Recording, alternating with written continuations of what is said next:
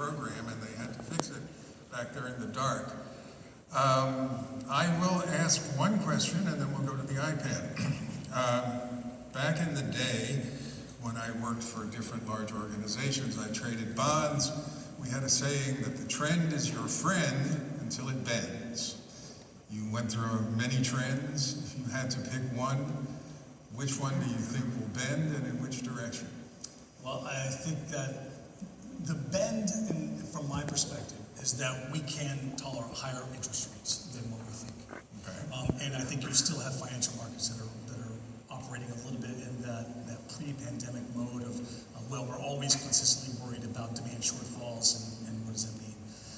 So I think that all the data that I show indicates, from my perspective, that we can handle a fairly significant number of rate increases. The Fed, if you look at even equities returns, and I looked at this 10 years ago, and I think Ned Davis Research looked at it again recently, equities returns on a one-year forward basis always perform well during Fed interest rate increases. Why would that be? Because the Fed typically raises interest rates when the economy is performing well. Mm-hmm. Stocks, by the same token, the worst time to buy stocks is when they start to cut rates on a one-year forward basis. Those tend to be things like 2000, 2001, or the dot-com, or excuse me, the corporate debt bubble, or the Great Recession. So, I think that the market dislocations, these are a little bit like things that if you look out 2 or 3 years from now, it'll be like 1987 if we get a crash. It's down 20-25%. If you went away a year and a half and you came back, you would have thought, wow, stocks were kind of flat. There were a lot of things that happened in that 1.5 year period. Okay. So, to the iPad, number one, given the structural nature of the labor dynamic, how long do you anticipate companies will be facing the large number of open jobs postings they are seeing today? A significant amount of time. The reality is that it's just not going to change. It's demographically driven, supply driven. There will be some relief, particularly in places like, well, you already see it if you think about supermarkets. They go to cashierless checkouts, or Duane Reade's or Walgreens, and those types of things that are exploring that. Even on the fast casual food side, we have a lot of clients, one that has a pretty significant franchise operation here in Texas in the state. Even before the pandemic, 3 or 4 years ago, they were looking at automation and how to increase order accuracy through automation. Now, when I talk to, for example, our manufacturing clients, they're telling me that they have seen almost a collapse in the cost of automation prices versus 3 years ago. That 3 years ago, because you were still in that mode of like, well, I'm worried about a demand shortfall, so I don't want to overhire. And maybe the automation, if I'm really worried about it, it's really expensive. I don't know if it really moves the needle for me. That's completely changed now. And so we see, again, manufacturers moving to automate wherever they can. And that's true in a lot of industries. Okay. How do we understand when strong household savings will translate into spending? Well, it will eventually. I mean, households... Now, I got to have a timeout. Okay. John mentioned subtitles. He's used the word significant and somewhat, which is economic speak for, well, we sort of kind of know, but don't trust us on the decimal point. You got me. I also have a philosophy degree, so there's no question I won't attempt to answer. That's okay. The problem right there. But, the reality is that it's going to be persistent. We got a long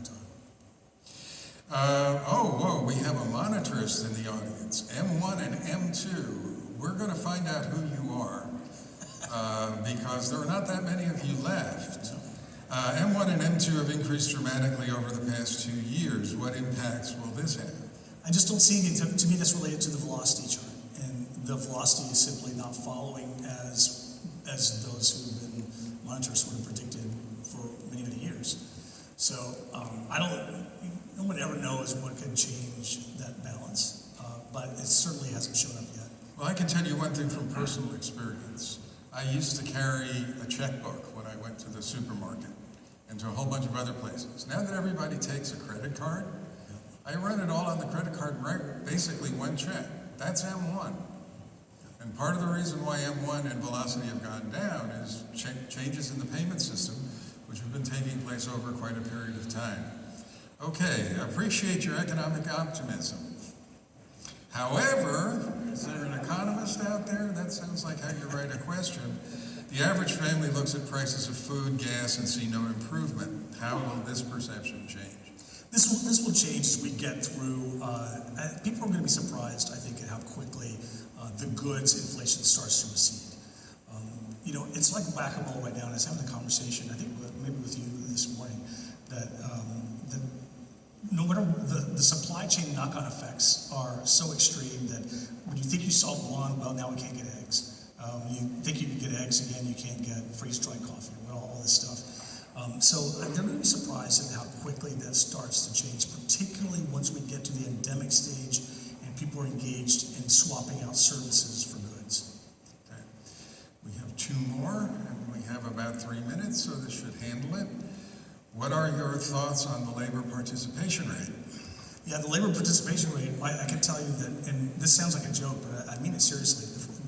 We talked about the 25 to 54-year-old women.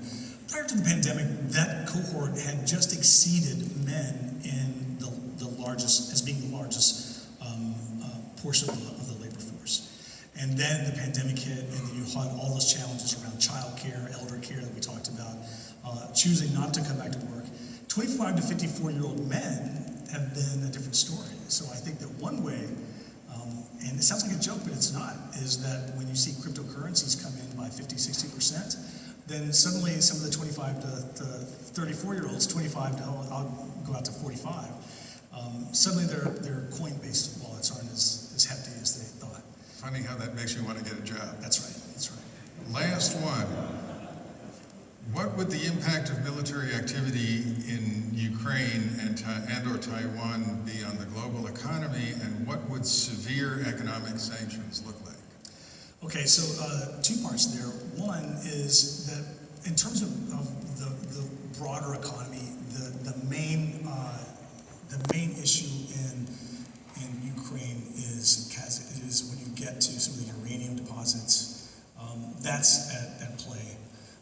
I think it will be a dislocation for financial markets short term, but historically those tend to be very brief and very short-lived. As far as the economic sanctions, we still haven't gotten to the point where they've really detailed what those are going to look like, but they're going to be a mixture of just your standard economic sanctions along with like some energy sanctions as well. Okay. Well, with that, we are effectively out of time.